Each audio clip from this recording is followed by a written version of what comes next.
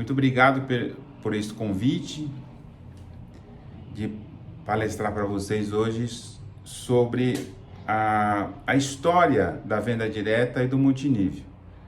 Quando a secretária da mesa me enviou uma mensagem se eu poderia fazer a palestra no dia de hoje, eu fiquei pensando qual tema eu poderia trazer para vocês nesse dia.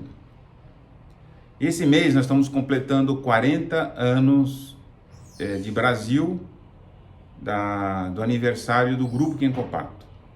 E nosso segmento sempre foi a venda direta e o multinível. Então eu escolhi um tema que inclusive está também no livro que eu estou escrevendo, que é a história da venda direta e do multinível no mundo, como tudo começou. Vou contar algumas histórias para vocês sobre a venda direta e o multinível. Hall da Fama em venda direta, a parte 1. Enquanto vendia livros de porta em porta nos Estados Unidos, no final dos anos de 1800, McConnell começou a transportar perfumes gratuitos que ele mesmo fazia. Ele os usou como abridores de porta para aumentar as vendas. Logo, ele percebeu que muitos de seus clientes eram donas de casa e estavam muito mais interessados em perfumes do que em livros. Alguns até pediam para comprar os perfumes, não os livros. Ele pensou que se pudesse vender livros de porta em porta, também poderia vender fragrâncias. Isso levou a estabelecer a California Perfume Company em 1886, a fundação da Avon de hoje. Acredita-se que a força de vendas da empresa atingiu 10 mil membros em 1902, 11 anos depois que McConnell começou a marcar alguns dos seus produtos como Avon. Em 1928, o nome da empresa foi mudado para Avon em 1939.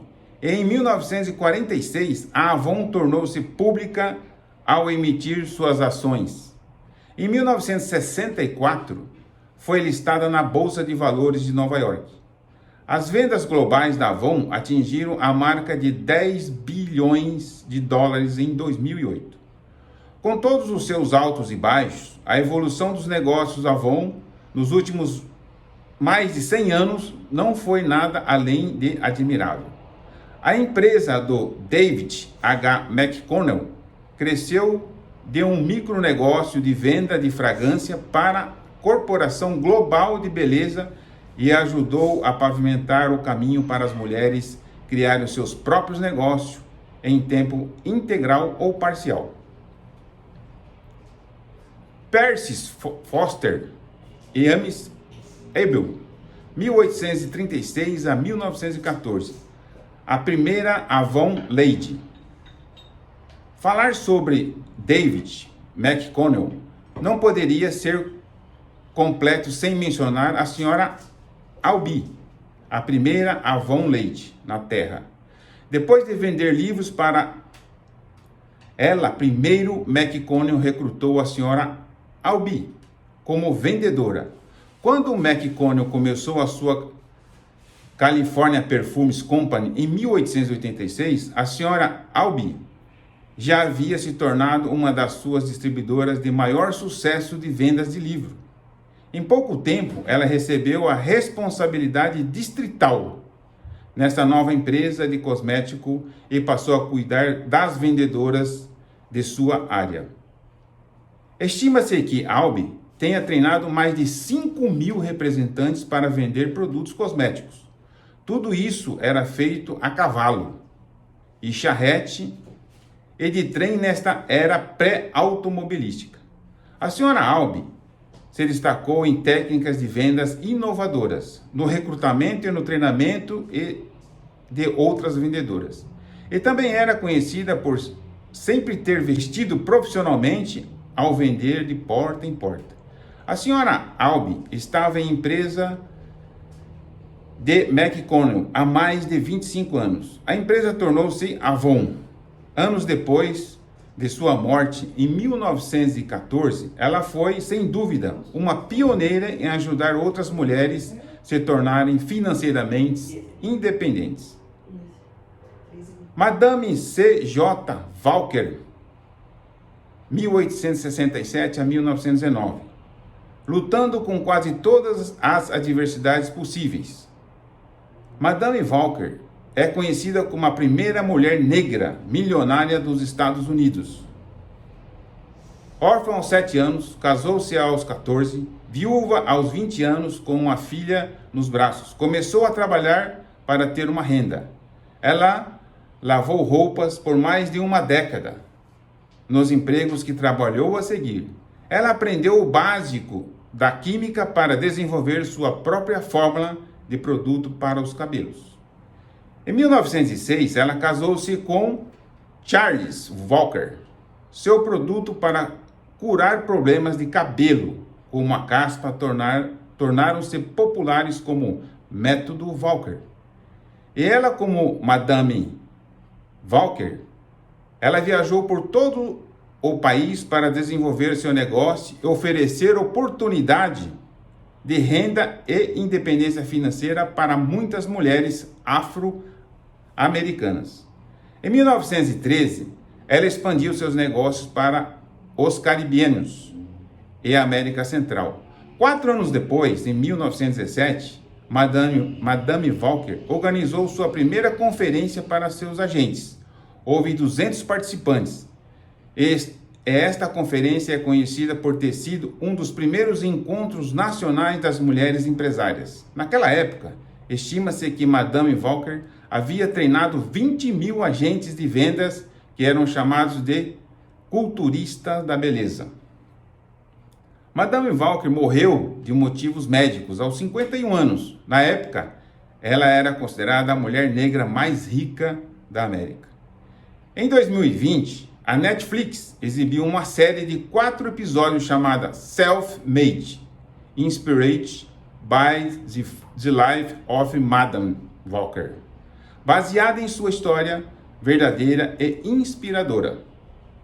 Frank Stanley, Beveridge Frank Stanley, 1879 a 1956. O nascimento da venda de festas em casa. Frank Stanley, da Nova Escócia, ex-vice-presidente de venda Fuller Brush Company, fundou a Stanley Home Products junto com um associado da Fuller Brush. No ano de 1931, Beverly tinha 52 anos. A nova empresa de vendas direta vendia produtos de limpeza doméstica, escova e esfregões. Em poucos anos, Stanley se tornou um homem bem conhecido. Os pedidos, especialmente altos vindos de um vendedor, atraíam o interesse de Beverly. Ele estava vendendo por meio de demonstração para grupo. Em seguida, a empresa introduziu um novo método de venda, denominado Hostess Home Party. As donas de casa convidavam amigos e parentes para sua casa para demonstração de produtos. Os membros, vendo sucesso em vendas por meio dessas organizações, optaram por usar esse método em vez de vender para pessoas físicas. Uma observação, você vê que até hoje, 2023, nós fazemos essas mesmas vendas. Apesar da crença geral, a empresa de Frank implementou um método de plano de festas anos antes de Hal Tupper e fez em sua empresa. Com isso, tornou-se uma plataforma de treinamento para muitos que então tomaram outros rumos em suas carreiras. A fundadora da Mary Kay Hash, o cérebro da Tupperware. Brownie Wise, o fundador da Jafra. John e Frank Day estavam entre eles. Hal Tupper é o fundador da Tupperware. Tupper, 1907 a 1983. A insatisfação com o varejo leva a outro caminho. Depois que sua empresa faliu, Tupper encontrou um emprego na empresa química da DuPont em 1937. Ele trabalhou lá por cerca de um ano, com a experiência que ganhou em plásticos. Ele fundou a Dior Tupper Company em 1938.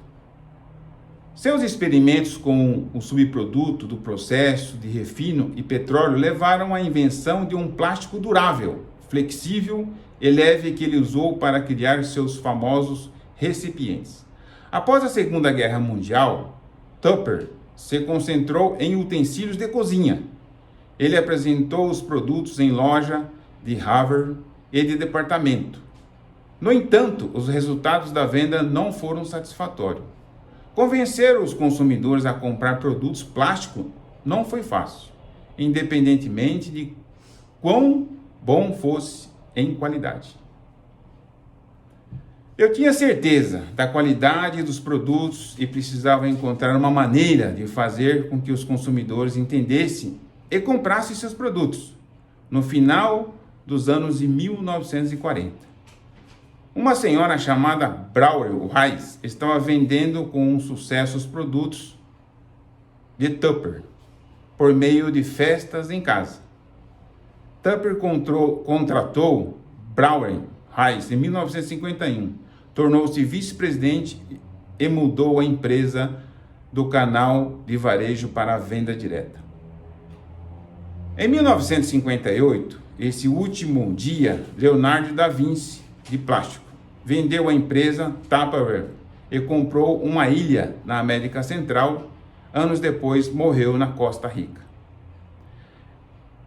Na década de 1950, 1960 e 1970, foram criadas empresas que você já conhece no mercado, que é a Amway, Herbalife.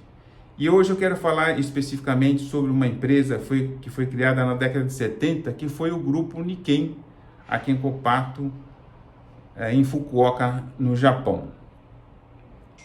E desde então, a Nikken entrou para esse mundo das vendas diretas nos produtos de bens duráveis, produtos para a saúde. E assim continua a história da venda direta em multinível. Em 1975, o grupo Kenkopato, fundado em Fukuoka, no Japão, começa a sua história. E aqui no Brasil, em 1983. Então, sobre essa história da Kenkopato e da Nikken, ela está gravada no YouTube, no Kozuka Sérgio, e a história do presidente do grupo Kenkopato. Então, eu escolhi para trazer para você essa história desde o início, de como foi fundado a história da venda direta e do multinível no mundo, porque essas histórias têm uma importância muito grande para nós que somos profissionais de multinível, há 40 anos aqui no Brasil e 50 anos de Japão. E nós temos muitas histórias de sucesso dentro desse segmento, que são produtos de bens duráveis, produtos para a saúde. O grupo Kenkopato, quando começou aqui no Brasil, em 1983, que foi no mês de maio, por isso que nesse mês de maio comemora seus 40 anos, e nós estamos preparando aí uma grande festa. Quando eu falo nós, que eu estou no conselho hoje, mas quem está programando essa grande festa são nossos sucessores, nossos gestores, juntamente também com os líderes da Escola Photon Train. Então eu trouxe essa história para vocês. Depois eu vou, inclusive também, presidente, eu vou publicar ela no grupo dos treinadores da Escola KNG Photon Train. E agora eu vou abrir para algumas perguntas. Pode ser sobre esse tema que nós estamos falando agora, sobre a história da venda direta e multinível, e também pode